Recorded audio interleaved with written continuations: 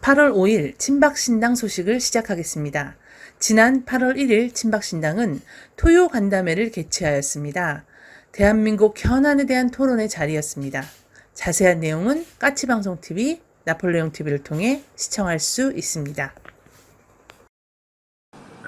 일단 시작하기 전에 그 대전에 물난리가 났다고 그러는데 문재인 탓하고 싶은 생각이 있습니다. 우리 대전 홍수 피해자 여러분들께 위로의 말씀을 전합니다.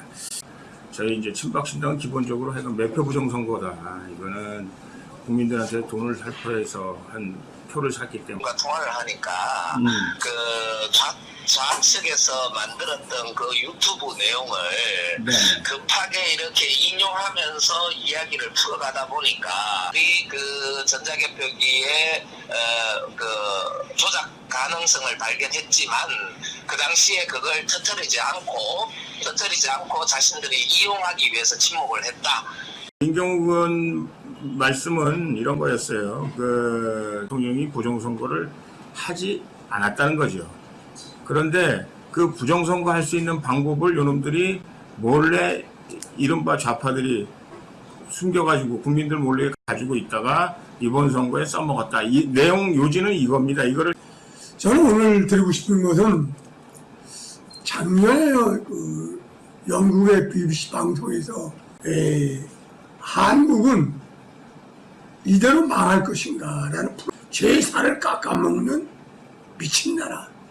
왜 멀쩡한 대통령을 무슨 촛불이라는 것을 가지고 최고의 권자들 내쫓고 이승만을 초대 우리 대한민국 건국 대통령으로 인정하지 않고 있는 이 사태에 관해서 김구 선생은 아시다시피 이승만 대통령하고 협력하면서 우리나라를 건국하는 데 이전 역할을 한 것은 사실이지만 마지막 순간에 48년 5월 달에 있는 그 재헌의회를 보이콧한 사람이에요. 재헌의회 선거를.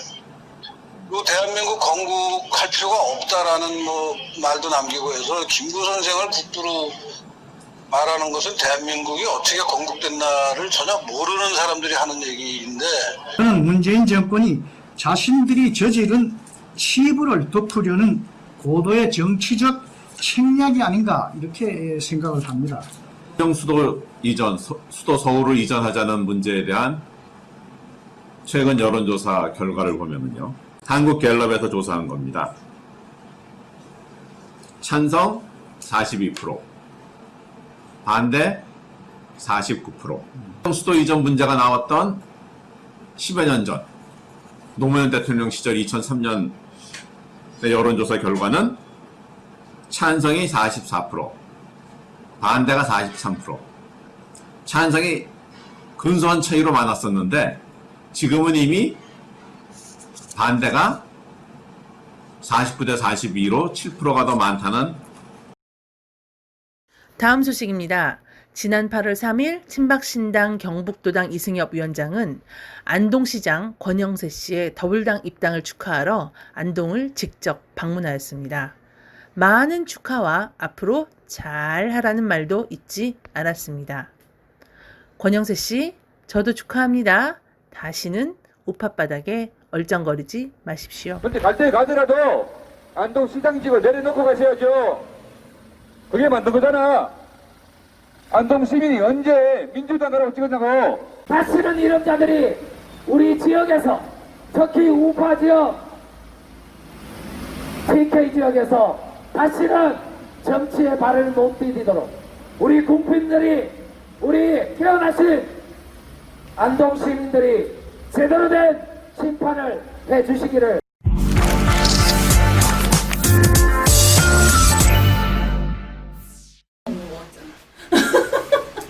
그 박사님을 가르쳐 여기 있어요. 공격대상 아니야? 이제 머리 띠매고 이제 투쟁하시는 거 아니야? 너무 싫다 인권. 사실 인권 평화 이런 게 정말 좋은 말인데. 안녕하세요. 이맘대로 랭킹 진행을 맡은 신혜영입니다. 오늘부터 이제 한 기사에 특정 기사에 재밌는 리플을 우리가 순위를 매겨보는 우리 프로를 진행할 건데요. 저와 함께 우리 같이 진행해 주실 두 분 나와 계십니다. 먼저 우리 자기소개 부탁드리겠습니다. 네, 신박신당 조혜정입니다. 안녕하세요. 친박신당 인천시당 박시원입니다. 네, 이 코너는 이제 두 분께서 재밌는 리플을 선정해 갖고 오시면 순위는 제 맘대로 매겨서 1, 2, 3등 순위를 한번 매겨보는 그런 시간을 갖도록 하겠습니다. 첫 번째 기사로 선정이 된 것은 어떤 것이었죠? 우선 제목은요. 탈북민 월북 감시장비에 7차례 포착 해병이사단장 보직 해임. 이게 무슨 말이죠? 그러니까 이게 2020년에 이게 말이야. 아니, 저 진짜 무슨 말인지 모르겠어요. 거기다가 무려 7차례나 네. 카메라에 포착이었고 그 중에 2번은 열감지 카메라까지. 아, 그러니까 그 얼마 전에 월북한 사람이 맞아요. 그 북한을 가는데 7번이나 열감지 카메라에 2번이 열감지, 네. 나머지 5번은 일반 카메라에 네. 찍혔는데도 그냥 가게 내버려 뒀다는 거네요. 그렇죠. 이건 내버려 둔 거죠. 그러네, 내버려 둔 거네요. 아니면 그죠? 장님들만 있는 것도 아니고 어떻게 이걸 발견을 못할 수가 있습니까? 아, 참. 일단 그럼 우리 그 기사에 대해서 우리 교정. 그 고초수는 초소 라인이 있어요. 그 고초수나 헌병들이 쓰는 라인을 통과할 때는 항상 신분증을 제시하고 신분을 확인을 받은 다음에 그 선을 통과하게 돼 있어요. 근데 새벽에 택시를 타고 이동을 했다고 하죠. 와서 왔다 갔다 하는데도 아무도 거기에 대해서 그 얼러트하게 접근을 해서 뭐 신분을 확인한다든지 어떤 사람이 오고 가는지를 확인하지 절차 자체가 없었다는 것부터 시작해서 박근혜 대통령 정부나 그 전에 우파 정부가 있었을 때에는 당장에 보직해임을 하라 난리도 아니었죠. 그래서 그런 책임을 조그만 거 하나라도 다 지고 뭐 장관이 해임을 한다든지 이런 책임을 문책성 책임을 지를 수밖에 없었을 것보다 더 큰 사건들이 많이 있었음에도 이 국방장관이 지금까지 계속 유지되어 왔었어요. 기사에 대한 댓글들이 정말로 정부에 대한 비난에 그리고 비꼬는 그리고 지금 현재의 군대가 정말로 우리 대한민국 국민의 안위를 생각할 수 있는 그런 군대인가를 정말 다시 생각하게 하는. 그럼 제가 문득 드는 생각이 월북을 한 게 아니라 월북이 되어진 게 아닌가. 보내줬나? 보내줬나요? 우리 박시연 위원장님도 일단 이 기사도 황당했지만 제가 알기로는 유튜버이자 같은 탈북민인 한 여성이 먼저 눈치를 채고 이틀 전쯤에 제보를 했다고 합니다. 경찰에. 경찰에? 네. 제가 알기로는 그런 기사도 있었어요. 아. 이미 주변에 있는 사람들 눈치를 챌 정도고 신고까지 한 상태인데 거기다가 넘어가서 뭐 네? 이거는 정말 그냥 뭐 군대만의 문제가 아니라 전반적으로 국방이나 안보에 관심이 없다? 혹은 이게 했네. 했어. 했네요. 합쳐서 같이 했네요. 그죠? 그런 느낌이, 그런 의심을 지을 수가 그렇지 없습니다. 않아? 8억 설명 한번 해주세요. 네. 8억 원어치의 물품을 가자마자 바로 개성이었나요? 개성이 폐쇄되고 바로 코로나 선언이 되면서 코로나가 아니라 후한폐렴이죠? 이민영 국방부 죄송해요. 통일부 장관. 국방부 장관. 이런. 국방이나 통일이나 그렇죠. 그놈이라 문제는 없을 것 같고요. 네. 어찌됐건 이인영 통일부 장관, 그 허리 질환을 앓고 있는 아들의 아버님이 바로 다 보내셨다고 8억 원어치를 보내셨다고 하는 본론으로 돌아와서 이제 리플을 좀 제가 골라달라고 말씀드렸는데 먼저 하나씩 우리 박시원 위원장님부터 한번 소개를 해드려볼까요? 이 댓글을 뭐 재밌게 살릴 수는 없겠지만 일단 5번째 제가 마지막 5번째로 뽑아본 건 박시원 위원장이 뽑은 5위입니다. 감시 초소환의 초병들 감시 카메라를 설치해라. 그게 나을걸? 감시하고 있는 우리 군인들한테 차라리 감시 카메라를 설치해놔라. 그래야 일을 하지 않을까? 이런 뜻인 것 같습니다. 그럼 우리 도여정 위원장님 5위는 뭐가 될까요? 저는 이 5위를 휴가 나가서 지 엄마가 못 들어가게 하는데 무슨 고초를 쓰냐 이런 댓글이 있었어요. 그러니까 지금 이거는 굉장히 함축적이면서도 정부의 그 자녀. 그 누군지 알겠죠? 지금 지 알죠. 엄마 하면 지 엄마. 지금 울보 아들. 대정부 네. 질문에서 나와가지고 뭐 듣기 민망하다는 등 자기 자식의 이야기가 나오니까 사실은 그렇게 아주 얼굴을 붉히면서 고성이 오고 갔다고 하는데 그렇게 비양심적인 그런 정부를 우리 국민들은 다 알고 있는 거예요. 우리 국민들이 그냥 뭐 바보가 아니죠. 말을 해도 소용이 없다는 걸 이제 국민들은 아는 거죠. 그러면서 거기에 대한 분노가 이렇게 이제 군복무에 관련된 다른 여타의 정부 관련 사람들까지도 곱지 않은 시선으로 국민들은 보고 있다는 것을 대변합니다. 네. 어머님이 못 들어가게 했는지는 모르겠으나 뭐 한 설에는 게임하다 못 들어갔다는 아니요, 뭔지 알겠어요. 근데 자기 자식의 잘못 없죠. 본인이 전화했는 그렇지 않나요? 본인이 전화했잖아. 우리 아들 못 들어간다고. 본인이 자, 그다음에 4위. 그런데 너무 재밌는 게 제가 뽑아온 4위가 아, 진짜요? 지금 박사님 같아요. 아, 그래요? 휴가 나가서 지 엄마가 못 들어가려고. 우리 위원장이 뽑으신 사진은?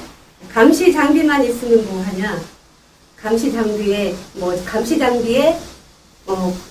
뭐라는 거라면 경비 보초라도 해둬야지. 이건 그러니까 감시 장비만 최첨단으로 무슨 문제가 있을 때마다 이 정부는 감시 장비 최첨단 청비 시스템을 갖추겠다. 시스템의 문제. 그러니까 인사의 문제가 아닌 그런 시스템의 문제로 이렇게 차기하는 거죠. 넘어간 거죠. 한 번씩. 군 최고의 통수권자가 누구예요? 대통령이잖아요. 결국은 진짜요? 그럼요. 아무것도 안 해서 난 이틀 동안 얘기도 없길래. 몰랐네. 아유, 그러니까 그거를 사실 비꼬는 거라고 봐야 되겠죠. 네, 알겠습니다. 자, 다음 3위. 저는 아주 현실적인 이야기. 지휘 책임은 청와대에 물어야 한다. 안보 체제를 근본적으로 흐트린 죄는 청와대다. 아, 청와대다. 네. 청와대. 네. 지휘 책임은 청와대에 물어야 한다. 변호사입니다. 네, 맞아요. 네. 변호사님. 네. 네, 다음 우리 위원장님 3등. 대통령이 침묵이다.